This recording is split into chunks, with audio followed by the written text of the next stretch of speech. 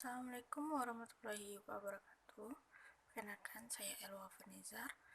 Di sini saya akan menjelaskan hasil penelitian saya yang berjudul pengaruh komunikasi interpersonal terhadap kinerja karyawan purchasing di Pangeran Beach Hotel Padang yang sebagai berikut ini.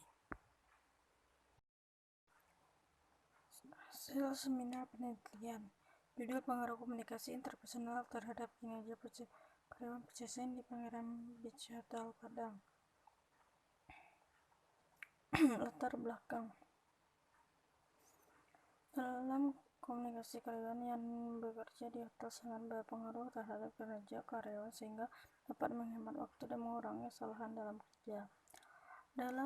Di Pangeran Beach Hotel Padang, salah satu hotel yang di Padang, terjadinya miskomunikasi antar karyawan purchasing dengan karyawan di kitchen, yaitu terkadang mereka terjadi kesalahan komunikasi dalam pembelian barang sehingga purchasing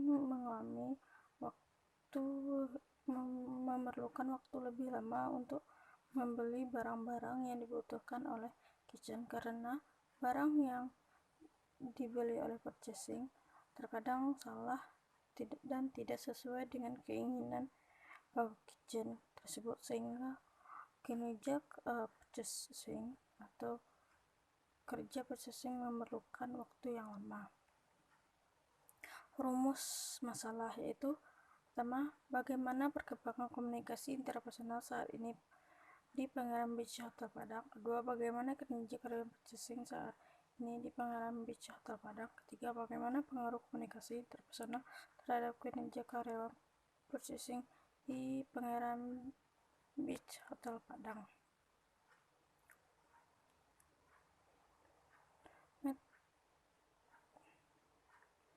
Metode penelitian. Pertama, jenis penelitian yaitu asosiatif kausal dengan metode kuantitatif.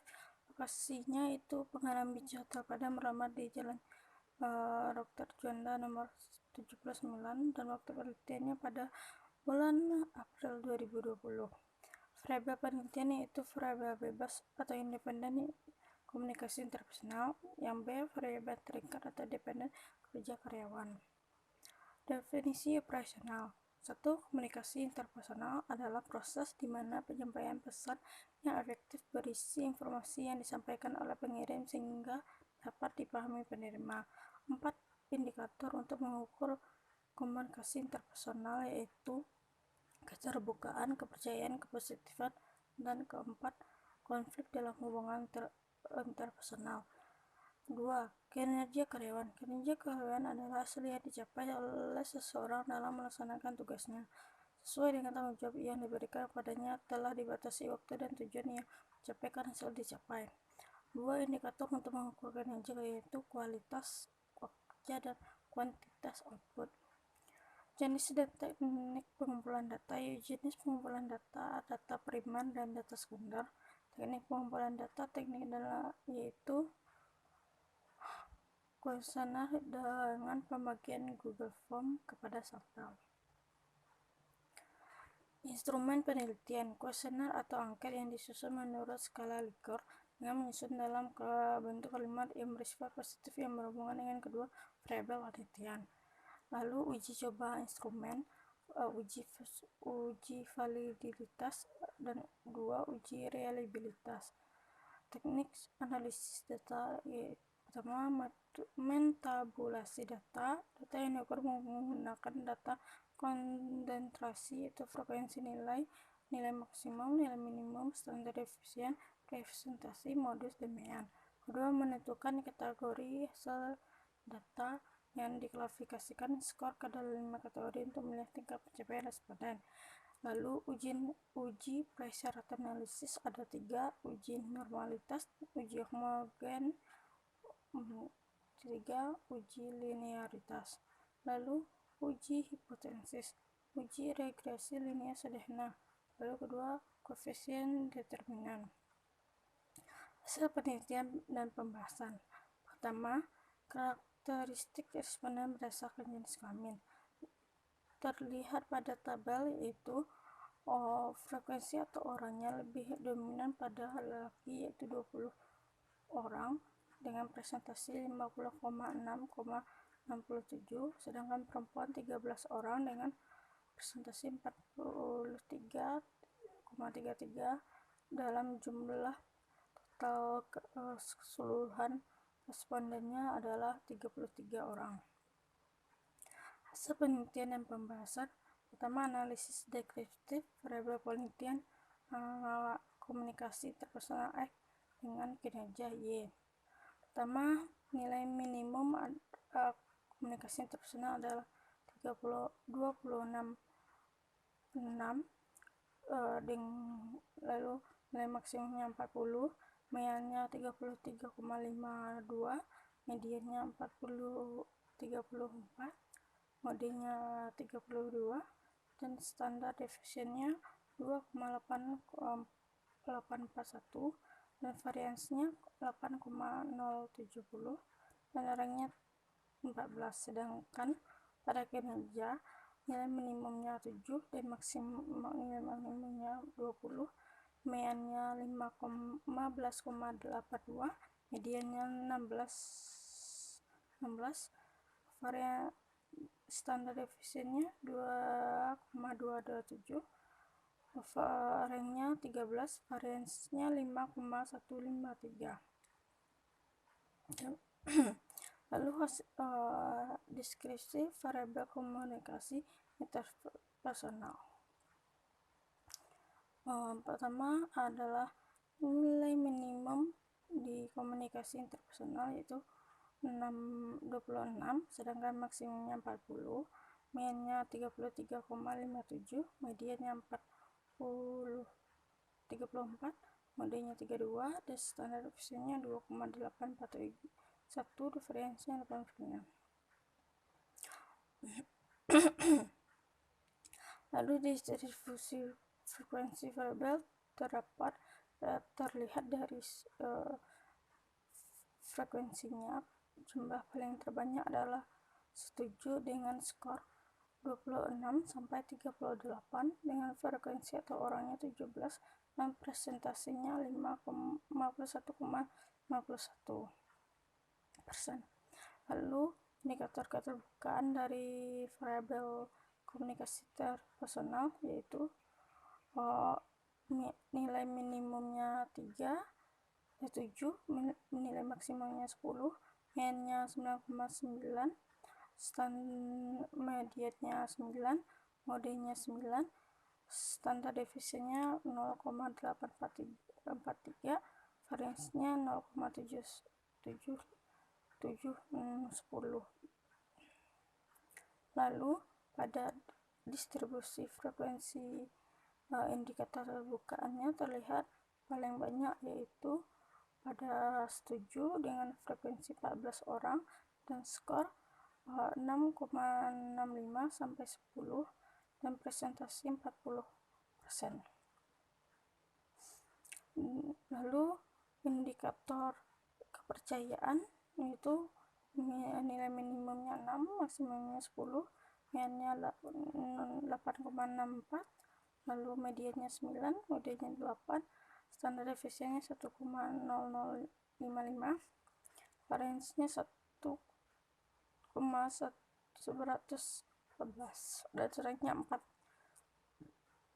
Tabel distribusi komunikasi dari indikator kepercayaan yaitu terlihat itu 17 frekuensinya pada setuju dan skornya 8 sampai 9, tentang 9, dan dengan presentasi 51,51%. Deskripsi komunikasi interpersonal dari indikator kepositifan yang nilai minimumnya 5, maksimum 10, mediannya 7,88, mediannya 8, modenya 8, standar deviasinya 1,244, variansinya 1,547. Distribusi frekuensi komunikasi interpersonal dari indikator kepositifan terlihat pada setuju dengan frekuensi 18 orang dengan skor 7 sampai 10 dengan presentasi 46,7%. Lalu deskripsi komunikasi interpersonal dari indikator konflik dalam hubungan interpersonal yaitu nilai minimumnya 4 dan maksimalnya 10. Lalu MAN-nya 7,91, mediannya 8, MD-nya 8, standar deviasinya 1,308 dan ranknya 4. Lalu distribusi frekuensi dari indikator konflik dalam hubungan interpersonal dilihat yaitu paling nilai minimumnya pada 4 tidak setuju dengan jumlah terbanyak pada setuju dengan frekuensi 19 orang, nilainya yaitu dari 7 sampai 9 dengan presentasi 46,7%. Lalu deskripsi variabel kinerja karyawan, nilai minimumnya 13 dan nilai maksimalnya 20, MAN-nya 15,82,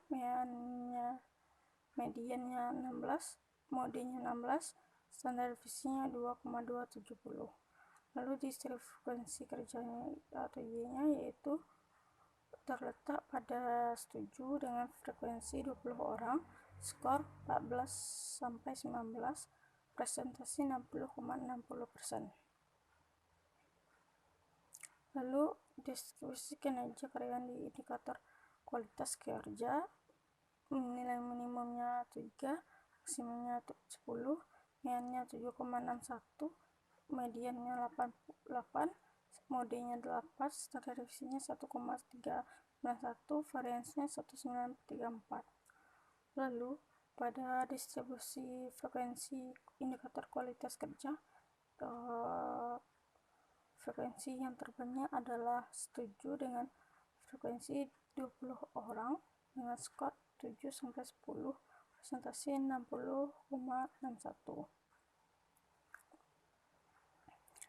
Deskripsi dari kinerja karyawan indikator kuantitatif output yaitu maksimum 6, minimum 4, maksimum 10, MAN 8,21, median 8, defisian 1,139, varian 1297. Lalu distribusi frekuensi dari indikator kuantitas output yaitu terlihat pada kategori setuju dengan frekuensi 22 dengan skor 7 sampai 9 dengan presentasi 6,66%. Lalu semua hasil tadi didapat oleh aplikasi SPSS versi 21. Kemudian kita uji persyaratan analisis. Apabila hasil pertama uji normalitas yang antara komunikasi interpersonal X dan kinerja.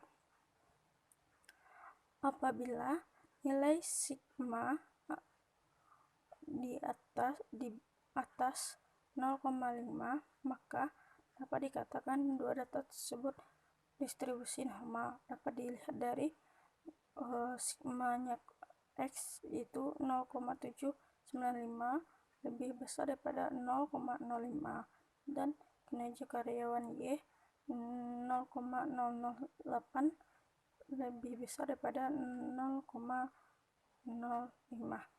maka dikatakan keduanya data tersebut distribusi normal. Hasil uji homogeneitas yaitu diperoleh dari nilai sigma adalah 0,422 dengan taraf signifikan lebih besar daripada 0,05 yang disimpulkan bahwa data berasal dari populasi yang mempunyai varian yang sama atau data bersifat homogen. Lalu uji linearitas terlihat dari tabel ANOVA yaitu berdasarkan uji linear di atas beroleh nilai sigma kinerja karyawan kali komunikasi interpersonal. Hasilnya adalah 0,741 dengan taraf signifikasi lebih besar daripada 0,505, sehingga dapat disimpulkan terdapat pengaruh linear pada kedua variabel tersebut. Lalu uji hipotesis HA-nya, terdapat pengaruh komunikasi interpersonal terhadap kinerja karyawan di pengarah di suatu padang. HO-nya, tidak terdapat pengaruh komunikasi terhadap kinerja di pengarah di suatu padang.